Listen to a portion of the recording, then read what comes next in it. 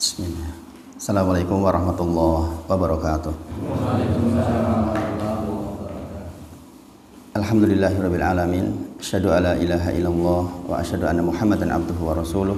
Allahumma sholli ala sayyidina Muhammad wa ala ali sayyidina Muhammad. Subhanaka la ilma lana illa ma 'allamtana innaka antal alimul hakim. Rabbi shrah li sadri wa yassir li amri wahlul 'uqdatam min lisani yafqahu qawli. Amma ba'd. Bapak Ibu sedaya, kita bersyukur kepada Allah atas sedaya nikmat ingkang Allah titipkan kepada kita. Kita bermohon betul kepada Allah agar setiap nikmat menjadi wasilah kita semakin bertakwa kepada Allah Subhanahu wa taala. Sebelum menyampaikan materi terkait kitab yang kita pelajari, karena sekarang bulan Al-Muharram, kita mengingatkan kembali tentang beberapa keutamaannya. Insya Allah hari ini hari Tasu'a. Dengan sedaya sami siam insya Allah. Adapun siam hari ini tujuannya adalah untuk menyelisihi orang-orang Yahudi dulu. Dulu itu ketika di Madinah, orang-orang Yahudi hanya puasa di tanggal 10-nya saja, ngenjang berarti. Maka Rasulullah bertanya tentang apa yang kau lakukan. Kami bersyukur atas lepasnya Musa dari Fir'aun, kejaran Fir'aun. Hari besok itu hari di mana Fir'aun ditenggelamkan. Maka kemudian Nabi Musa alaihissalam bersyukur dengan puasa, dengan puasa setiap tanggal 10 Al-Muharram. Sehingga penting bagi kita untuk menyempatkan waktu terus belajar tentang agama kita insya Allah. Adapun hari ini adalah hari di mana tujuannya untuk menyelisihi agar tidak sama dengan orang-orangnya. Nah, ini jadi semangat buat kita Bapak Ibu sedaya. Jadi di antara panduan beragama itu jangan meniru cara hidupnya orang-orang non-muslim. Maka kita juga punya ibadah tersendiri yang harus kita pegangi. Jangan sampai kita ikut-ikutan. Ini di kalangan para remaja banyak terjadi karena tontonan media yang sedemikian rupa, remaja-remaja kita lebih memilih mereka untuk dicontoh dalam kehidupan sehari-hari. Bukankah film Korea lebih ramai sekarang ditonton oleh remaja kita? Makanya kemarin waktu saya kumpulan wali di pondoknya Azizah, anak saya nomor 2, mudirnya menyampaikan begini: para wali sedoyo, jenengan boleh usul apa saja untuk perbaikan pondok, insya Allah kami tampung, tapi tidak untuk yang satu. Menjelang libur ini syarat supaya anak boleh libur, ini libur seminggu. Syaratnya adalah panjenengan menandatangani sebuah perjanjian yang isinya demi Allah. Pertamanya demi Allah, bukan pakai material lagi, tapi demi Allah kami wali dari si Fulana tidak akan meminjamkan HP sepanjang liburan. Jadi mau minta usul apa saja, tapi usul yang itu nggak bakal diterima. Jadi anak-anak di rumah diusahakan untuk tidak pegang HP sama sekali. Maka ketika di rumah saya juga, ini yang tanda tangan saya, Bun, sama istri saya. Kalau saya mengizinkan berarti saya melanggar perjanjian itu. Akhirnya ibu ngerayu ke ibunya, sebentar, pinjem sebentar. Saking bahayanya HP jikalau dipegang anak-anak tanpa pendampingan maksudnya. Jadi dibolehkan pegang sepanjang orang tuanya mendampingi. Karena zaman sekarang itu memang mengerikan. Kita membiarkan anak kita diem 1 jam, itu sudah berselancar sampai kemana-mana, sampai ke Korea, sampai kemana-mana.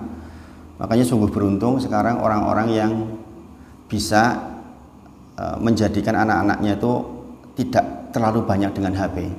Karena sungguh itu merusaknya itu luar biasa.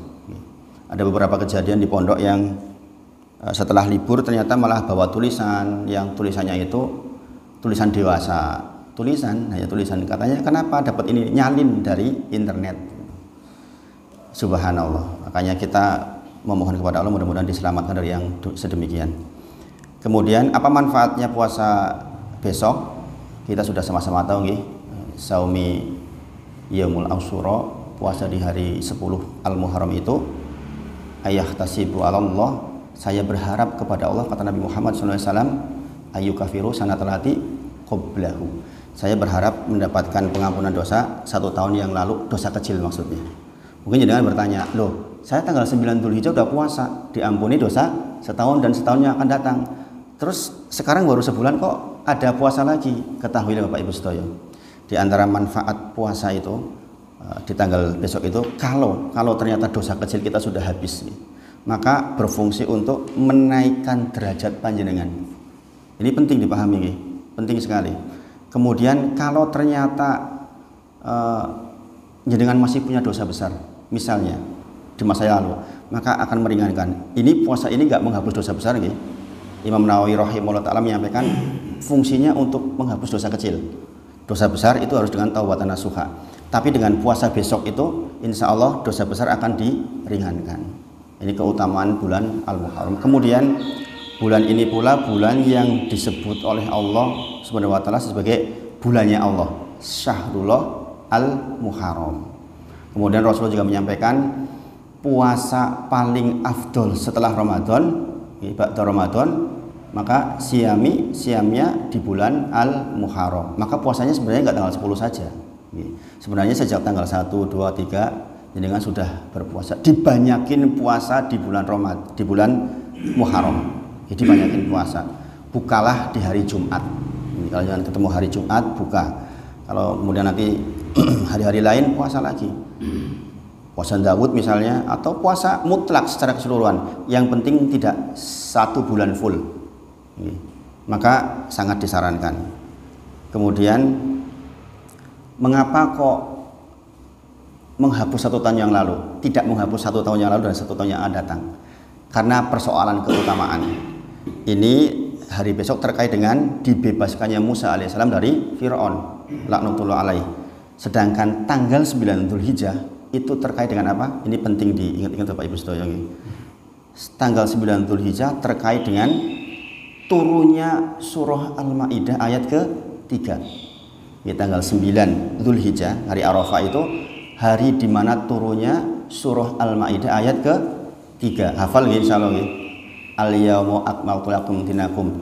Yang intinya hari ini aku telah sempurnakan agama untuk kalian dan saya telah cukupkan nikmat atas kalian dan saya ridho Allah agama Islam untuk kalian. Orang-orang Nasrani, orang Yahudi mengatakan andai ayat itu turun ke kami, kata mereka, maka hari itu akan kami rayakan terus menerus dengan perayaan yang besar. Bayangkan, itu pernyataan dari Allah bahwa agama yang diridhoi itu hanya Islam. Alladzina atainahumul kitaba ya'rifunahu kama ya'rifuna abna'ahum, kata mereka. Sesungguhnya mereka itu mengenali Nabi Muhammad lebih dari mengenali anaknya sendiri. Tetapi karena tidak mau membuka hati kebenaran, mereka nggak mau mengikuti Muhammad SAW. Bahkan sampai mereka mengatakan, andai ayat itu tadi itu turun untuk kami jadikan hari itu sebagai hari perayaan yang sangat besar. Maka seseorang yang puasa di 9 Dzulhijjah kemarin mendapatkan kafarah atas dosanya setahun yang lalu dan setahun yang akan datang. Masya Allah. Kita sudah lewati itu dan kita tinggal sisa sedikit ini di bulan Al-Muharram. Jajaran bulan-bulan hurum. Inna iddatasy syuhuri indallah isna asyara syahran fi kitabillahi yauma khalaqas samawati wal ard minha arba'atun hurum. Minha arba'atun hurumnya 4 itu ini bulan terakhirnya, bulan Muharram. Jadi kalau jenengan mau ngotot amal soleh, sisanya tinggal sedikit ini di bulan ini. Maka Bapak Ibu sedaya, wajiblah buat kita untuk mengenali bulan-bulan Hijriyah. Dihafal, tidak hanya Januari, Februari, Maret, tapi Al-Muharram, Safar, dan seterusnya itu harus dipahami. Karena perhitungan agama kita terkait kali waqdal selalu dengan Hijriyah. Jadi dengan puasa Ayyamul Bid 13, 14, 15 Hijriyah, bukan Januari, Februari, Maret, atau bulan terang atau bulan purnama lah patokannya. Kalau jenengan lihat bulan purnama terang benderang, itulah tengah bulan Ayyamul Bid. Makanya jangan melaksanakan puasa Ayyamul Bid. Kalau di bulan ini kok berat, setidaknya Senin, Kemis, dan Ayyamul Bid plus tanggal 9 dan 10. Kalau misalnya rasa-rasanya kok arep pendak dino kok ya abot gitu, minimal seperti itu. Nah, itu terkait dengan Al-Muharram. Kenapa saya sampaikan? Karena metode belajar kita Bapak Ibu sedaya, kalau kita ketemu momen mesti harus diterangkan dulu supaya langsung dipraktekkan. Supaya langsung dipraktekkan. Ingat, kita belajar untuk diamalkan. Maka hari ini insya Allah kita melanjutkan bacaan kitab Ushul Salasah terkait dengan athalisah atau athaniyah kemarin. Kemarin baru sampai ke apa? Ilmu gitu. Baru sampai ke ilmu. Kita akan bahas tentang athaniyah, yaitu wal amalu bihi. Jangan lihat di halaman, masih di halaman pertama kalau nggak keliru di situ. Wal amalu bihi. Jadi kitab yang jangan pegang itu kitab matan namanya. Kitab matan itu hanya mencatat intinya. Keterangan atas kitab matan namanya kitab syarah. Syarah itu artinya penjelas. Ini kebetulan saya nggak bawa kitab syarahnya, lupa. Insya Allah saya masih bisa terangkan kepada panjenengan tanpa harus bawa kitabnya. Di bagian kedua, menika atsaniyah al-amalu bihi. Kita mengamalkan ilmu yang sudah kita dapat. Bapak Ibu sedaya, di dalam hal mengamalkan Allah mensifati 3 golongan. Ini jangan perhatikan betul. Ada 3 golongan orang terkait dengan amal. Kalau jenengan perhatikan ketika jenengan maos Al-Fatihah, Alhamdulillahi Rabbil Alamin, Ar-Rahmanir Rahim, Maliki Yaumiddin, Iyyaka na'budu wa iyyaka nasta'in. Lanjutannya, Ihdinas siratal mustaqim. Duh Gusti Allah, kula nyuwun teng panjenengan siratal mustaqim. Nggih menika jalan ingkang lurus. Itu yang jenengan minta setiap hari minimal 17 kali. Pertanyaannya sekarang, jalan yang lurus itu yang mana? Kan gitu. Karena sekali lagi saya sampaikan, pernah saya sampaikan di Jumatan dulu, ayat ini ayat yang digunakan oleh Saifuddin Ibrahim, tahu nggih? Seorang katanya dulunya ustadz katanya di Zaitun, kemudian jadi murtad, kemudian minta ke Menteri Agama menghapus berapa ayat? 300 ayat. Dengar itu? Dengar nggak? Sempat ramai kemarin, sekarang masih ramai, orangnya di Amerika ketakutan. Dia mengatakan, saya telah memurtadkan banyak kaum muslimin berbekal ayat itu. Berbekal ayat Ihdinas siratal mustaqim. Berikan kepada saya jalan yang lurus, tunjukilah kepada saya jalan yang lurus. Kata dia, ini tafsirnya dia yang digunakan untuk menyerang orang-orang muslim yang tidak paham, mengatakan, tuh Nabi Musa dan Nabi Muhammad masih minta jalan yang lurus, urung ketemu tekan saiki. Apalagi panjenengan, jenengan juga ikut-ikutan mengucapkan Ihdinas siratal mustaqim. Saya minta kepada Engkau ya Allah jalan yang lurus, urung ketemu tekan saiki. Bayangkan, kita kan tiap hari minta jalan yang lurus. Kata mereka, kalian tuh belum menemukan jalan yang lurus. Sesungguhnya jalan yang lurus ada di kami, di Tuhan kami, keselamatan yang menjamin masuk surga. Mereka kan dijamin masuk surga, gitu. Menurut mereka maksudnya. Maka ketahui Bapak Ibu sedaya, seandainya kaum muslimin belajar seperti ini, sebenarnya nggak perlu sampai bingung dengan hal itu.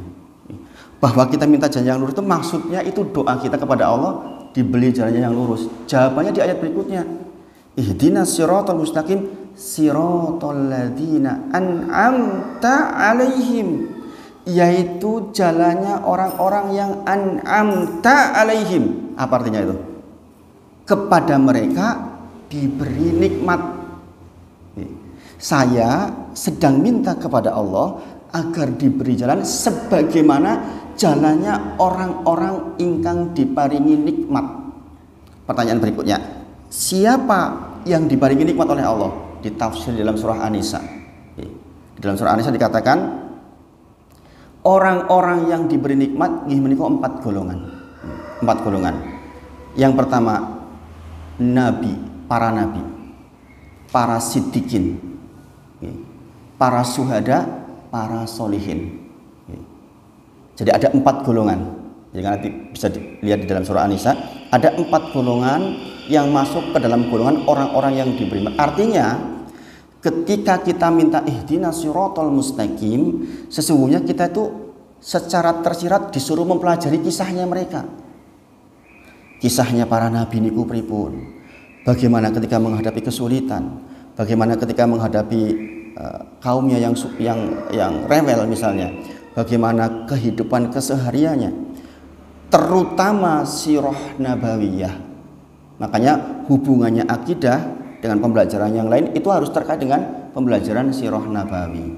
Sering saya katakan, min husni islamin mar'i tarkuhu malayakni. Ingat-ingat, di antara indahnya, eloknya Islam seseorang, ini penting dari Rasulullah nih, adalah meninggalkan atau tidak ngurusi yang bukan bagiannya. Sekarang pertanyaannya, apakah bagian kita setiap hari melihat atau menonton YouTube yang tidak perlu? Bukan bagian kita nih. Kata Rasulullah, min husni islamin mar'i, di antara eloknya, indahnya Islam seseorang tidak mengurusi yang bukan bagiannya. Sementara bagian kita tuh banyak banget. Contohnya mempelajari sirah nabawiyah, itu bagian kita. Jadi kan setiap hari minta jalan yang lurus, yaitu di antara jalannya para nabi. Maka di antara bagian kita adalah mempelajari kisah para nabi. Yakin kalau kita tamat mempelajari kisah para nabi, saya pun belum tamat. Itu insya Allah banyak sekali hikmah yang kita ambil. Sayangnya hari ini kita terjebak dengan tontonan yang begitu banyak.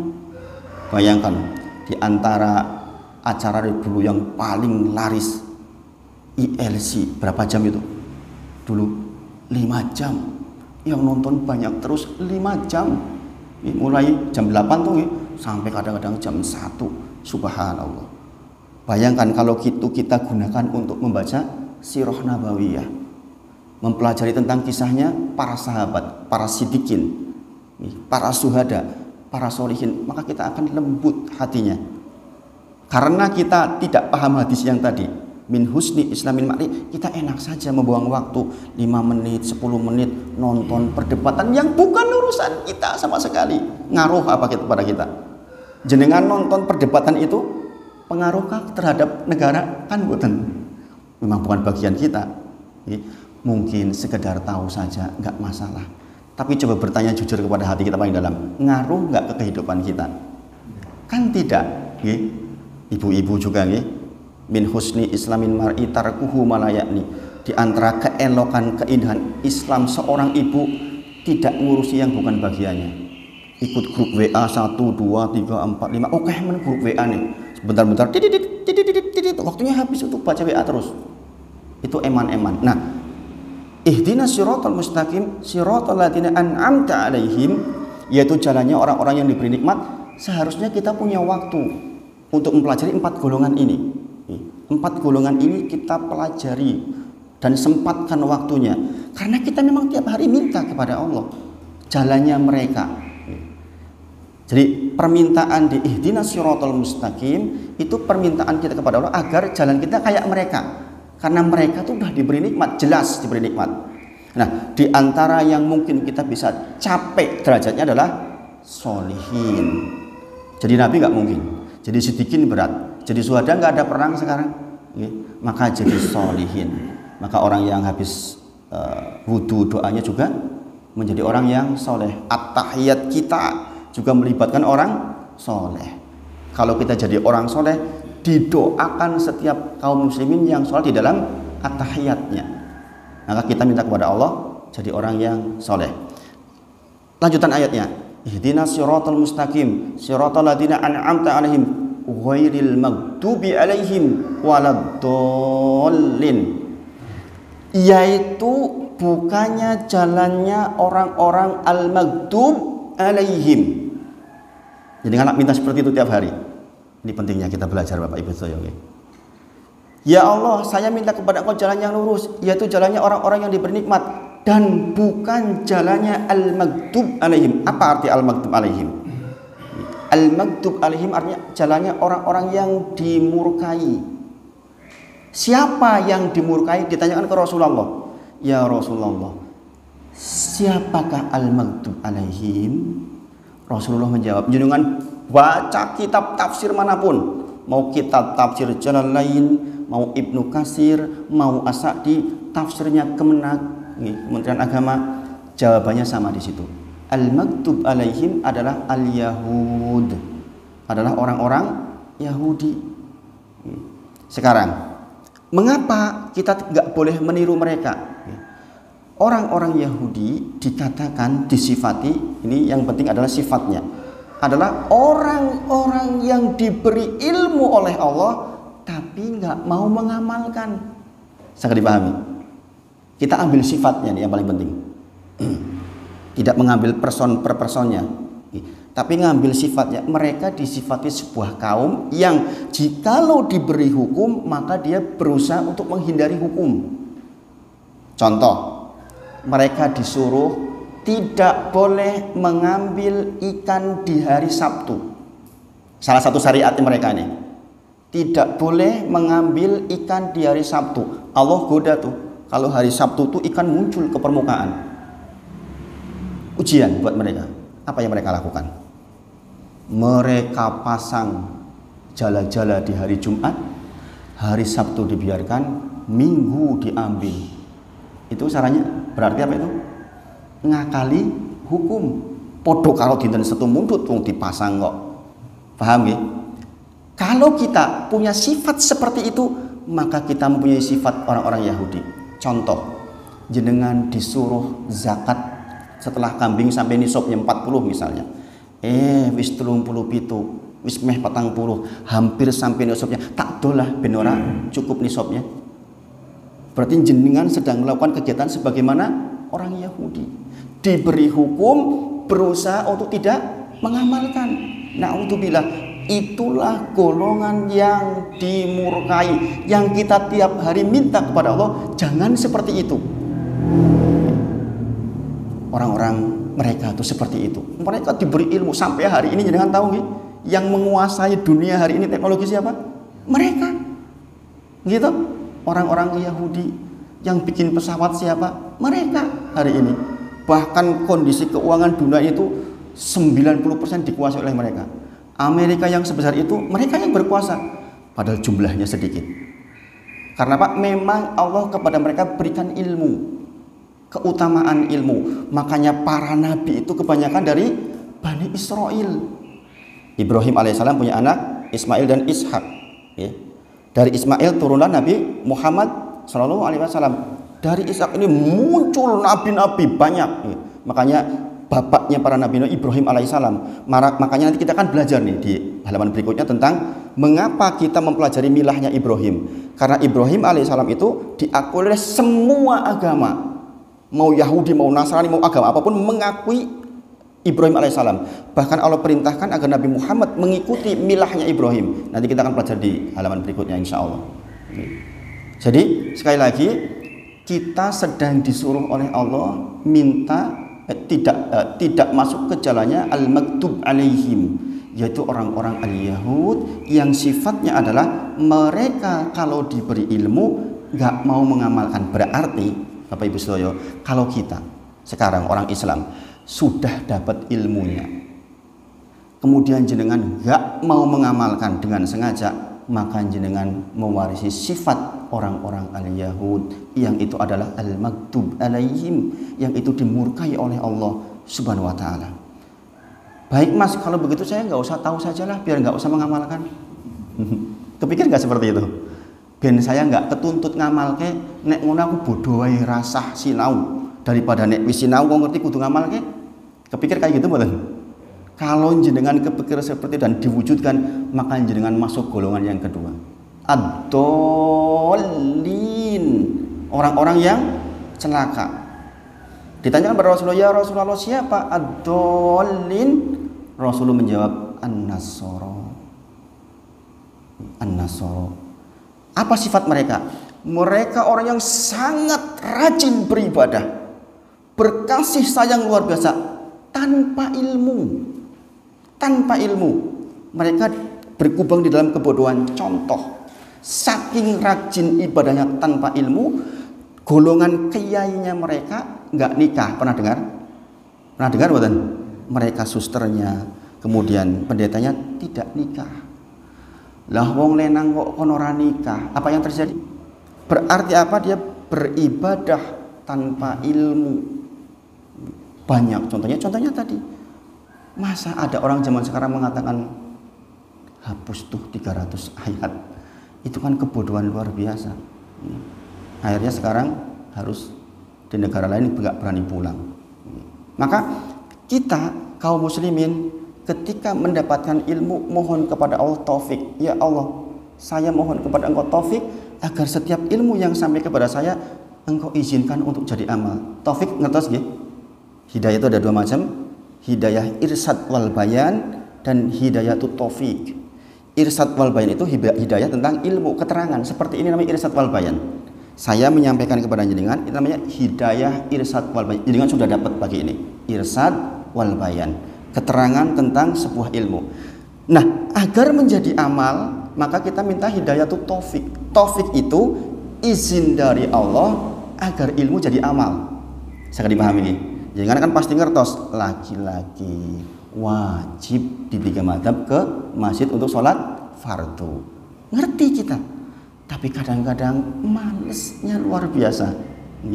Maka agar nggak males tuh kita minta, ya Allah, minta taufik kepadamu supaya saya bisa melaksanakan ilmu itu. Ini penting Bapak Ibu Stoyomi, agar setiap ilmu menjadi amal. Karena nanti yang ditimbang apa? Amal kita. Ilmu mengantarkan kepada keimanan. Setelah beriman, kita mengamalkan. Maka Bapak Ibu sekali lagi, di dalam hal mengamalkan ilmu ada 3 golongan. Golongan yang pertama, yang diberi ilmu nggak mau mengamalkan. Golongan yang kedua, mau mengamalkan tanpa ilmu. Yang ketiga, berilmu dan mengamalkan. Itulah kaum muslimin. Jadi Bapak Ibu Stoyo, kalau kita sekarang mengikuti sebuah peribadahan, rajin kita ibadahnya, seolah-olah kita sangat banyak ibadahnya. Coba koreksi lagi, ibadah kita ini enten boten tuntunannya. Dengan koreksi, jangan-jangan kita mengamalkan sudah sangat semangat, ternyata ditarik ke Rasulullah nggak ada petunjuknya. Ini harus kita pelajari lagi, pelajari ulang. Kenapa Bapak Ibu? Di kampung saya saja, jadi pernah dengar nggak sholat Rahman? Nggak pernah dengar toh? Nggak pernah dengar. Di kampung saya sampai hari ini masih ada yang namanya sholat Rahman. Ini orangnya rajin sekali melaksanakan sholat itu, padahal tidak ada tuntunannya. Dan teramat sangat banyak ibadah-ibadah yang ternyata kalau diteliti ulang itu nggak sampai ke Rasulullah. Yang sunnah dari Rasulullah saja banyak banget, sampai-sampai kita kadang-kadang ketinggalan. Ini kok sibuk dengan yang sesuatu yang tidak dicontohkan Rasulullah Muhammad SAW. Contoh laki-laki ke masjid itu kan sunnah, jelas gitu. Ini banyak ditinggal, banyak ditinggal. Buktinya masjid nggak ramai. Seringkali kadang-kadang acara yang lain sangat ramai, masjid kurang ramai. Padahal ini jelas tuntunan dari Nabi Muhammad SAW. Makanya sekali lagi, kalau kita mengamalkan sesuatu yang kita tidak paham, bisa jadi sebagaimana ad-dhalin, terlihat semangat, terlihat banyak ibadahnya, tapi ternyata dinilai kosong secara syariat. Saya tidak sedang mengatakan peribadahan-peribadahan kaum muslimin secara umum, saya hanya ingin mendorong untuk diteliti ulang, sami-sami belajar, membuka diri tentang bagaimana sih yang sebaiknya. Contoh kita sholat, assalamualaikum, assalamualaikum. Kalau jenengan lihat redaksi zikir setelahnya apa? Astagfirullah, astagfirullah, astagfirullah, kan begitu. Setahu saya, zaman saya masih kecil, setelah assalamualaikum, assalamualaikum, alhamdulillah, alhamdulillah, begitu. Gini Bang, alhamdulillah pun rampung. Nah ini kita pelajari ulang, coba secara jujur kita lihat ulang. Gimana tuh Rasulullah kalau habis salam, ternyata yang paling sahih adalah istighfar. Mengapa istighfar? Ilahnya kenapa? Karena kita tahu sholat kita tadi itu kurang bagus. Semalam saya ngisi pengajian di sebuah tempat, ada pertanyaan, Ustadz, kalau saya sholat, kemudian di dalam sholat itu saya kok menemukan solusi. Ini pertanyaannya bagus ini. Sering kita kunci hilang ketemunya pas sholat. Allahu Akbar kelingan, woneng kono, gitu kan? Ya enggak? Lagi mikir sesuatu yang dianggap penting, tahu-tahu ketika sholat Allahu Akbar dapat tuh solusi di situ. Pertanyaannya, itu gangguan atau justru karunia? Itu gangguan. Itu gangguan. Meskipun itu solusi bentuknya, itu gangguan dari setan. Memang begitu kita takbiratul ihram, iblis kirimkan setannya, anak buahnya untuk mengganggu kita. Makanya sekali lagi, coba aja dengan sering tahu terjadi. Kunci lang ketemu nih Pak Sol. Kelingan terusan. Yang tadinya nggak kelingan, tahu-tahu kelingan. Setan berusaha mengganggu sholat kita sedemikian rupa. Nah, karena kita keganggu, itulah kemudian kita istighfar. Karena apa? Karena kita tidak mengagungkan Allah sebagaimana mestinya. Seharusnya ketika sholat kita kan khusyuk. Gini apa nggih? Maka kita ucapkan astagfirullah. Astagfirullah. Astagfirullah. Nah, ini pentingnya kita mempelajari. Bayangkan orang-orang yang tanpa belajar, dia terlihat sangat rajin ibadah. Tapi bisa jadi nilai ibadahnya tidak cukup baik. Tidak cukup baik. Nah, kita berusaha betul untuk bisa memahami keseluruhannya. Yaitu 3 golongan yang disifati oleh Allah dan Rasulnya terkait dengan amal. Maka kita minta kepada Allah agar menjadi golongan kaum muslimin. Nggih menika tiyang-tiyang ingkang mengerti ilmunya dan mengamalkannya. Kemudian yang ketiga, ats-tsalisah ad-da'watu ilaihi, yaitu mendakwahkannya. Jadi mungkin bisa tulis di samping tulisannya itu mendakwahkannya. Kita tahu Bapak Ibu sedaya, konsekuensi atas ilmu dan amal niku dakwah. Jangan membayangkan, oh kalau dakwah berarti saya harus jadi ustadz. Enggak, boten. Bisa jadi saya yang bicara seperti ini tidak menjadi jalan hidayah buat orang, sementara jenengannya mungkin dengan cara sederhana malah masuk ke orang lain. Contoh, jenengan berprofesi sebagai seorang dokter misalnya, kan lebih nyambung tuh sama pasien. Sambil jenengan mengobati, Pak, supados jenengan lebih tentrem dan obatnya bereaksi lebih baik, jenengan dzikir nggih, berdoa nggih, salatnya dikuatkan nggih, yang tadinya jenengan salat malamnya kurang ditambahi nggih. Itu akan lebih masuk tuh dokter. Makanya kewajiban dakwah itu seluruhnya. Sampaikan dariku walau ayat, meskipun hanya 1 ayat. Ayat yang mana? Ayat yang kita sungguh-sungguh paham. Jadi kata kuncinya itu, orang dakwah itu harus paham betul dengan yang disampaikan. Makanya saya mengajar selalu basis kitab seperti ini, khawatir melenceng jauh. Kalau dakwah tanpa kitab nanti biasanya ceritanya lebih banyak daripada dalilnya. Makanya dulu waktu Mas Dini menyampaikan mungkin belajar dengan Pak Wah itu agak-agak jarang senyum-senyum. Karena memang Rasulullah nggak sarankan itu. Sing sinten kemawon terlalu banyak tertawanya maka qaswatul qalbi, akan dikeraskan hatinya. Itu Rasulullah yang pandukan ke kita. Lagi pula belajar kan harus agak-agak serius jenengan mawon nuntut anak-anak kan begitu. Mana boleh jenengan ke anak-anak, "Le kowe sinau guyon wae ora apa-apa, ben ranking 1." Pernah enggak seperti itu? Mesti sinau yang tenanan, sing serius, ojo dolanan wae. Gini apa nggih? Waktunya hiburan, ada hiburan tersendiri. Waktunya belajar yang sungguh-sungguh. Sebagaimana kita ingin anak kita juga belajar sungguh-sungguh. Gitu.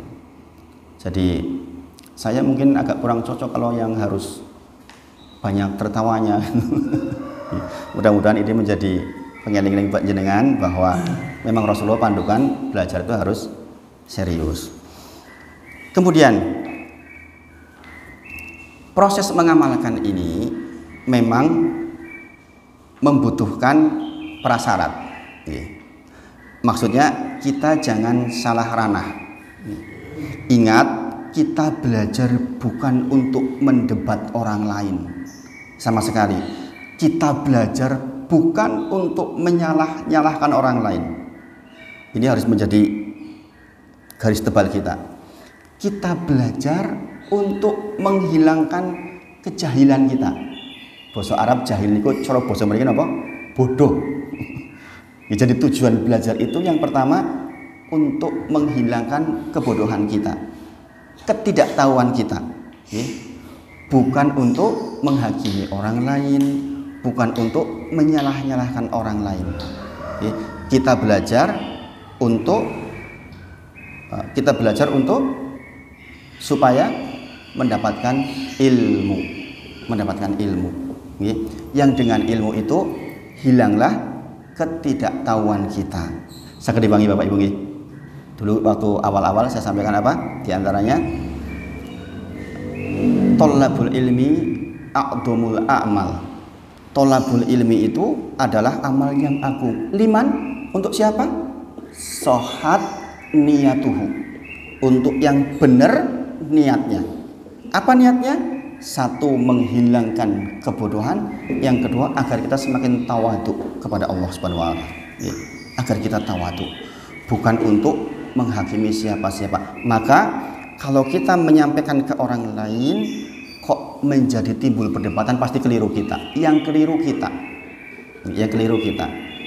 Jadi kita sampaikan kepada siapapun, ilmu itu harus dengan metode yang baik, bil hikmah. Bismillah malih, saya tidak ingin orang yang belajar pagi seperti ini kemudian justru menjadi orang yang senang berdebat. Bukan untuk seperti itu tujuan kita belajar. Tetapi terutama untuk menghilangkan ketidaktahuan kita. Setelah tidak tahu, kemudian jadi tahu, kita bisa beramal dengan itu insya Allah. Kemudian diingatkan tentang di dalam dakwah itu banyak hambatan. Coba jenengan baru ngaji beberapa hari kemudian cerita ke ini, yuk ngaji yuk, alah aku nembe wingi gayamen jak-jak ngaji. Iki sopo? Kadang-kadang begitu nggih. Yaitu kita harus pahami, mungkin kita caranya salah gitu. Enggak masalah. Nah, ranah kita nggih, tolabul kayak kita ini, tolabul ilmi kayak kita ini, ya sementara enggak usah yang berat-berat. Contoh, yuk do salat jamaah. Jangan bosan seperti itu Bapak Ibu Sedaya. Ada loh orang yang setelah diajak berulang akhirnya ke masjid. Saya ada pernah dapat kesaksian Mas Wahid gitu. Saya alhamdulillah sekarang rajin ke masjid gitu. Saya nanya, kok jenengan dados rajin ke masjid kenapa? Biar bisa jadi ilmu buat saya terangkan ke orang lain. Saya di rumah mendengarkan jenengan ceramah tentang wajibnya laki-laki ke masjid untuk sholat fardu di 3 madhab. Saya waktu itu tersentuh, jadi saya berangkat.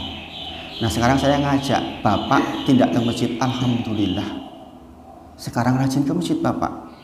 Jadi kemarin ketika Bapak sedo dalam kondisi sudah rajin ke masjid. Masya Allah bukan ini? Masya Allah. Ini orang sepanjang hidupnya tuh jarang ke masjid. Tapi Masya Allah berkah dari anaknya yang mendengarkan lewat corong. Masya Allah. Kemudian dia berangkat, kemudian dia dakwah dengan bapaknya, dijak ke masjid. Ini sesepuan. Ini saya masih ingat betul, Jumat terakhir saya ngisi Jumatan, beliau masih ke masjid, dan sore itu sekitar ba'da asar beliau situ. Bayangkan betapa dakwah sederhana itu punya efek yang besar, keselamatan buat orang tuanya. Sampai orang ini, mas-mas ini masih muda, baru punya anak 1. Ketika bapaknya situ, saya datang, saya dipeluk, dia nangis guguk-guguk, nangisnya itu. Baik dia maupun kakaknya merasa alhamdulillah bapak situ sudah dalam kondisi dia rajin ibadah. Masya Allah. Jadi persoalan mendakwahkan ad-da'watu ilaihi itu persoalan tugas kita semua.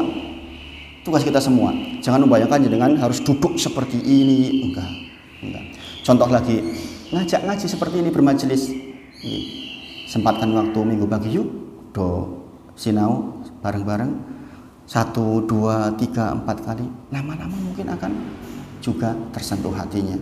Ketika tersentuh, itulah yang dikatakan oleh Rasulullah, lebih baik dari unta merah. Unta merah zaman saniki Mercy lah. Jadi kalau jenengan menjadi jalan hidayah buat orang lain, koyo-koyo itu jenengan udah mendapatkan di atas Mercy, Masya Allah. Mungkin kita sampai mati aja belum bisa beli Mercy itu. Masya Allah. Makanya hal sederhana ini mudah-mudahan bisa kita praktekkan. Jadi jangan membayangkan rumit. Ini persoalan yang sesungguhnya setiap kita bisa lakukan insya Allah sesederhana mungkin. Kemudian yang terakhir ar-rabi'atu menika as-sabru alal adafih. Jangan mungkin bisa tulis artinya nggih. As-sabru bersabar alal adafih di atas gangguan. Nggih. Gangguan atas mana? Gangguan ketika kita mencari ilmu, gangguan ketika kita mengamalkan, gangguan ketika kita mendakwahkan. Masya Allah.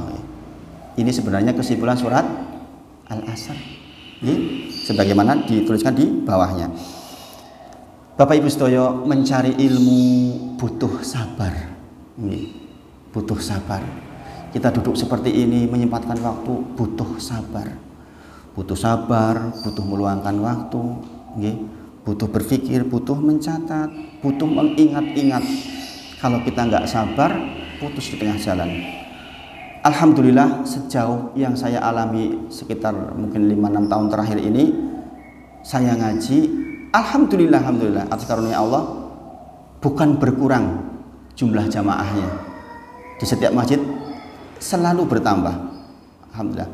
Saya mungkin sedikit ceritakan dengan saya di Miftahul Jannah setiap Jumat.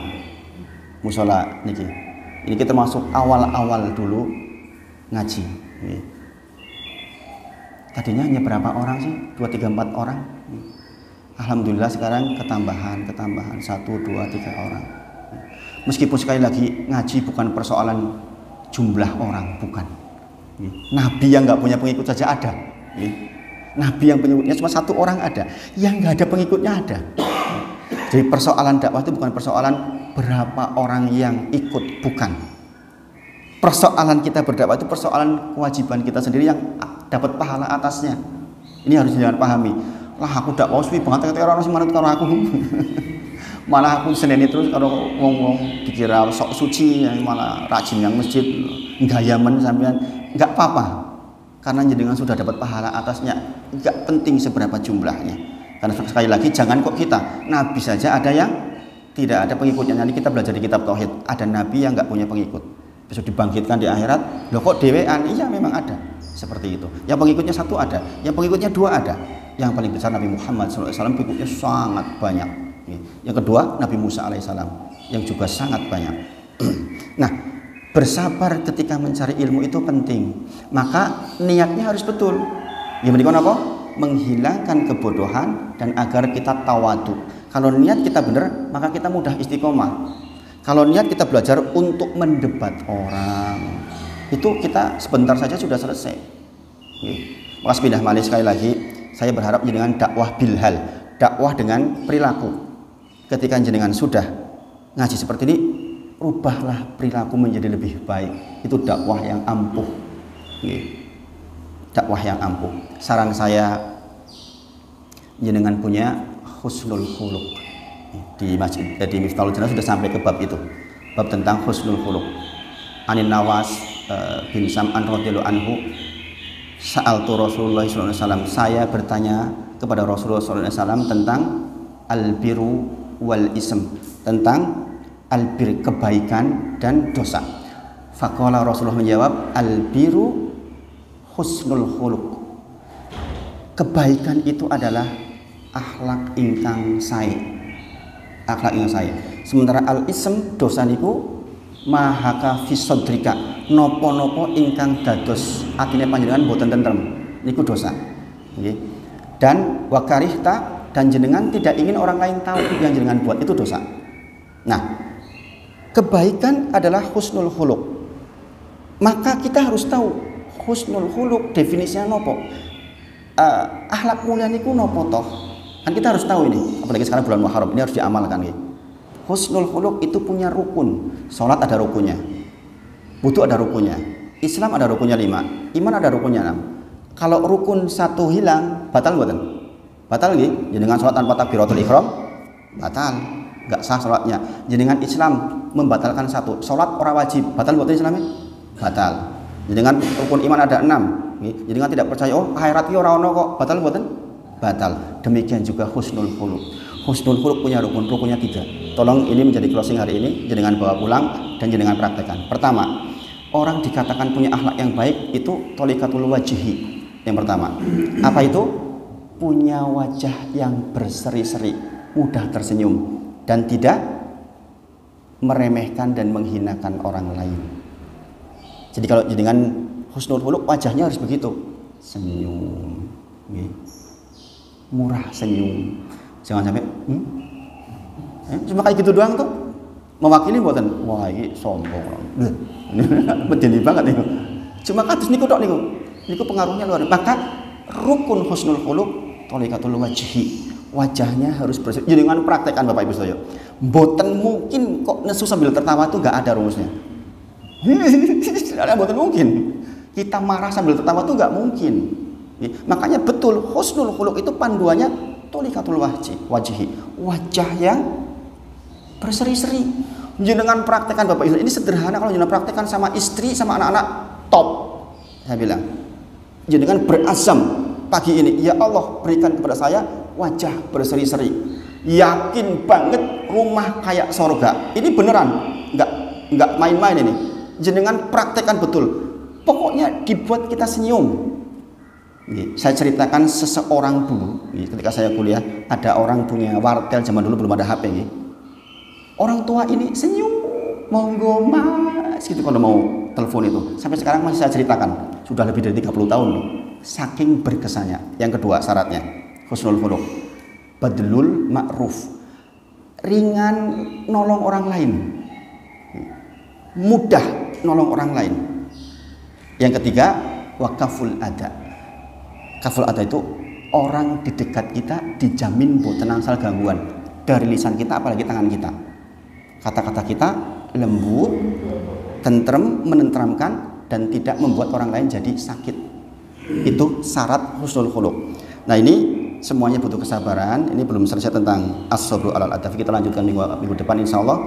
Mudah-mudahan sisa bulan Muharram itu kita bisa menampilkan husnul khuluq, kemudian kita sabar di atasnya dan kita termasuk orang-orang yang golongan bisa mengamalkan ilmu insya Allah dan bisa mendakwahkan walaupun mungkin hanya sederhana seperti contohnya tadi.